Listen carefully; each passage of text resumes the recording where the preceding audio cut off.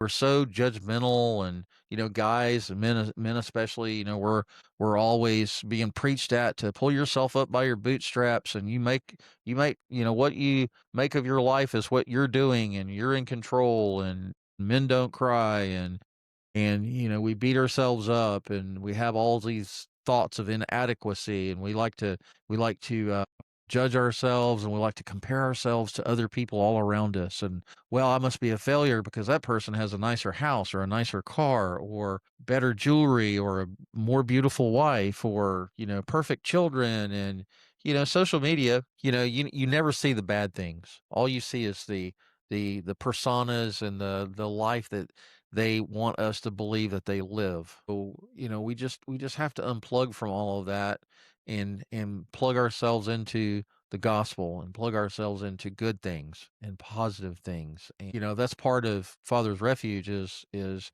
I want to I want men to know that there is hope, and that yeah, you're suffering right now. Yes, the loss that you're experiencing, the grief that you're experiencing is excruciatingly painful, but that's only going to last for a season. It's only going to last for so long. And 24 years later, I can speak about Jessica and her treatment journey, and I can talk about when she died, and I can talk about the funeral, and I can talk about all of these things without really tearing up too much. I can't focus on one specific thing for too long, but I can look back. Hindsight's 2020, right? So we go through these trials and tribulations and experiences in our life, and we either can let it beat us up and destroy us. We can become angry at ourselves, and be judgmental and angry at others and others, blame ourselves, blame others, go through all these negative emotions, and we can let it destroy us, or we can try to find the light at the end of the tunnel, right?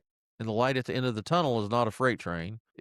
Hopefully it's God, right? And hopefully it's your faith in God, and hopefully it's other believers around you that I guess what I'm trying to say is that at some point in our journey of loss and grief, at some point we have to start looking for that light.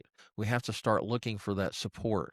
We have to start reaching out to those systems, call 211 for United Way, find a local church in your area. In the South, where I live in Charleston, South Carolina, there's a church on every corner. You can go to a new church every Sunday until you find the one that you like, right? That you feel like you're part of the family, right? And I really don't know of any churches that don't welcome people in. That's the whole point of being a church, is to open your doors to the neighbors and to people around you, and so that they can come in, feel welcome, feel like they are part of something bigger than themselves, and find that support. A lot of churches have pastoral counseling, they have family counseling, they have all sorts of programs.